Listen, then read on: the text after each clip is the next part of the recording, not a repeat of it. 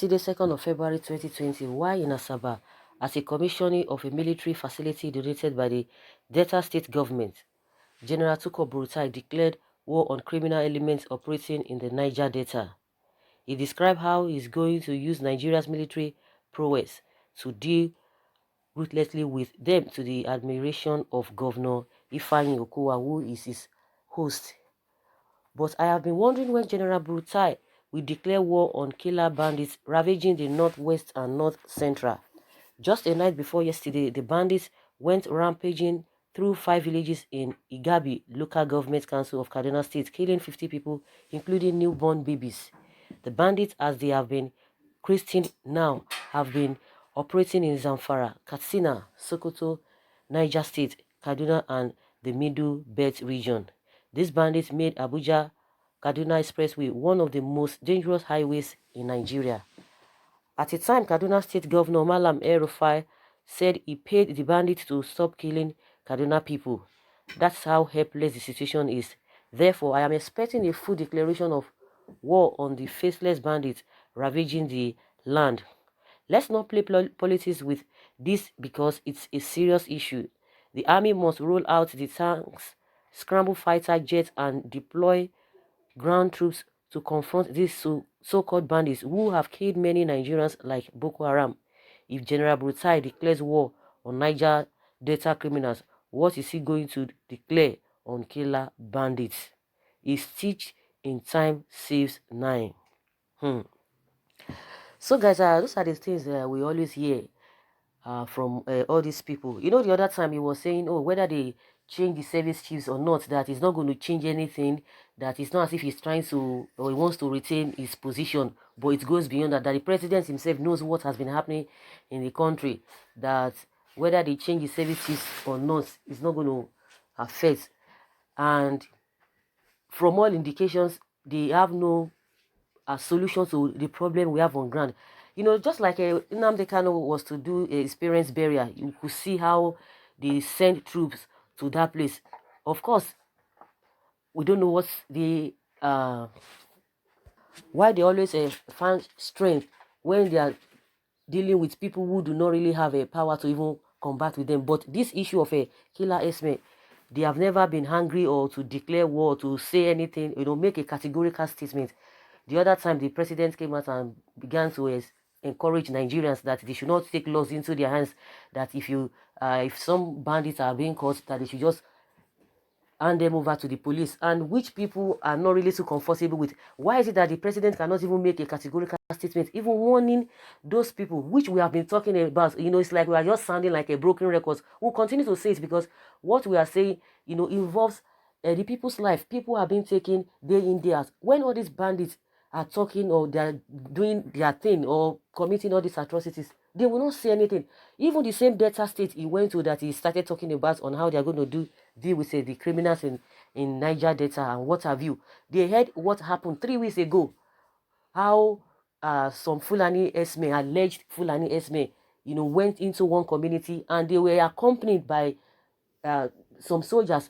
They didn't make any statements, even from the federal seat. Even BURUTAI, who is the chief of army staff, they never made any statements concerning that. No, he now came to Delta State, is now talking, you know, as if, you know, that is the problem that we are, you know, we are faced with, whether the criminals in Niger Delta are the ones that we are really faced with.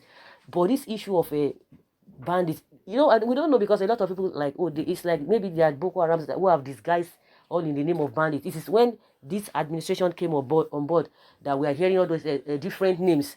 We could remember during PDP time, it was just, okay, Boko, and what have you. But now when these governments came in, we have a kidnappers. This, like, now they have an association. They have which they are group, because unlike before, you know, it was like a kind of individuals who are into this crime as far as kidnapping is concerned. But when this administration came on board, it's like they have a association of these kidnappers. They have bandits. We now have a Esme, who at all times they always make some kind of a statement that, you know, that can really divide the country. But DSS will not say anything. They will not swing into action. So you came to that Niger Delta, or Delta to be specific, and started talking and all of that. The Boko people who have been doing all manner of things, they will not say anything. That's it, to tell you the hypocrisy in it. Recently, they came to Southeast saying they want to recruit people. And the question is that a place where you guys have been talking about boasting that you have the population, you have the mass land, you have this, you have that, you don't you have not seen all those people to recruit people from. All of those boys, whatever, they always go, the northern people, they always go to other states. If their numbers, they will just bombard them inside one truck and begin to release them in all those other states. Where are those people? Why can't you recruit from them? And thank God that Ohaneze has come out to say, no, their people are not going to be used for sacrifice. You have the numbers, you have all it takes to get people to recruit them into army. Now you are coming to the Southeast, and they have warned their youth, don't just fall for that, because if they have the numbers, they are always boasting of a lot of things. They should get people from there. But what we are talking now is about this statement when it comes to people who are not even the real problems of the country. They begin to, muzzle, flex their muzzle, or they try to bring their strength when it comes to that. So that is the hypocrisy that we are talking about, and it's very, very unfortunate. What we are saying is that nobody is encouraging any crime of any kind, but anyone who has been found wanting or being caught or in the act should be dealt with according to law. That is what we are talking about, because like they always say, what is good for goose is good for the ganders. So everything must go holistically, not that you look the other way, and when it comes to some certain people, then you try to look straight and make it seem that as if you are really doing your job. That is what we are talking about, and they are playing lip service with all of these things, and a lot of people are really smiling. Majority of them that are even in the positions of authority to do the needful, majority they are smiling to the banks. And if you can really recollect how much has been spent as far as security is concerned, you'll be so amazed. And yet, what do we see? Nothing. Police is coming to tell us, oh, we need almost 1 trillion naira to be able to secure Nigeria effectively. And people are like, are you guys serious? The ones that you have been getting, what have you done with them? What is the result of all of those? So it's really a sorry state for us in this country, that people who are saddled with the responsibility of securing the people are playing to the gallery, and they are not really serious about it. We know how all of this are playing out. Coming to the data, to Niger data state. Oh, we are going to do this, we are going to do this, we are going to do that. But when it comes to those people who are really, in every nook and crannies of this country, perpetrating crime, you're not going to say anything.